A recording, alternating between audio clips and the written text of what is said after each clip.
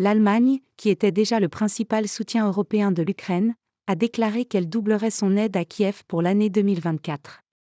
Le pays poursuit en parallèle ses investissements militaires pour devenir la colonne vertébrale de la défense européenne. Un cap que l'Allemagne espère tenir sur le long terme, comptant sur le soutien de l'opinion publique malgré un contexte économique difficile. Alors que la guerre avec la Russie semble durablement enlisée et que la crise au Proche-Orient concentre l'attention, les Ukrainiens craignent de voir leur combat sombrer dans l'oubli.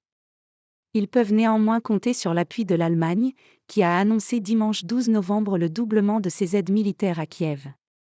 Cela constitue un signal fort à l'Ukraine montrant que nous ne la laissons pas tomber, a déclaré le ministre de la Défense Boris Pistorius sur la chaîne de télévision publique ARD, confirmant les informations de la presse sur le doublement de l'enveloppe budgétaire. La réévaluation du montant de l'aide, qui passera de 4 à 8 milliards d'euros, correspond à l'expérience que nous avons vécue cette année et qui a montré que les montants prévus ont été vite épuisés, a-t-il précisé. Une déclaration qui symbolise la montée en puissance de l'aide militaire allemande à l'Ukraine, qui avait connu, au début de l'invasion à grande échelle de la Russie, des débuts pour le moins timides.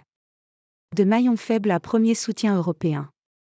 En janvier 2022, face à l'imminence de l'invasion russe, l'Ukraine s'était tournée vers l'OTAN pour réclamer un soutien militaire.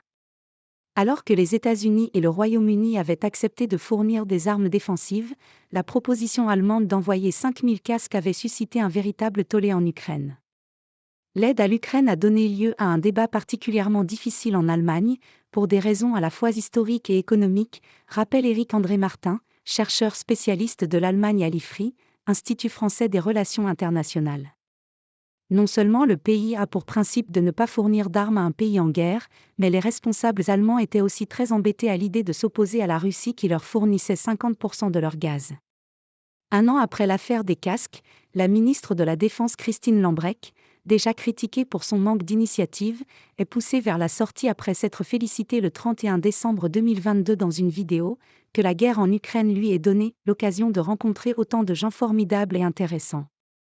Au même moment, la polémique enfle autour de l'envoi de chars allemands Léopard 2 à l'Ukraine. Car non seulement l'Allemagne se refuse à fournir ses précieux blindés à Kiev, mais elle s'oppose également à la réexportation vers l'Ukraine des véhicules achetés par ses alliés. Sous la pression, le chancelier Olaf Scholz accédera finalement à ces demandes le 25 janvier 2023, lors d'un discours devant le Parlement allemand. L'Allemagne n'était pas le seul pays européen qui craignait de jeter de l'huile sur le feu en livrant des équipements militaires avancés à l'Ukraine pour combattre la Russie. Mais il est vrai qu'elle s'est longtemps montrée particulièrement frileuse, analyse Gaspard Schnitzler, directeur de recherche à l'Institut de Relations internationales et stratégiques, IRIS, spécialiste des questions de défense européenne et d'industrie de l'armement.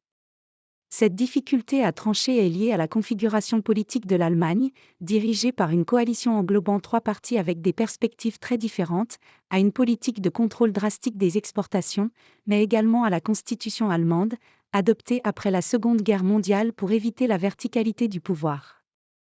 Les décisions sont adoptées de manière collégiale et prennent donc plus longtemps, ce qu'ont eu du mal à comprendre ses partenaires. Mais on peut aussi considérer qu'une fois qu'elles sont prises, elles sont plus définitives.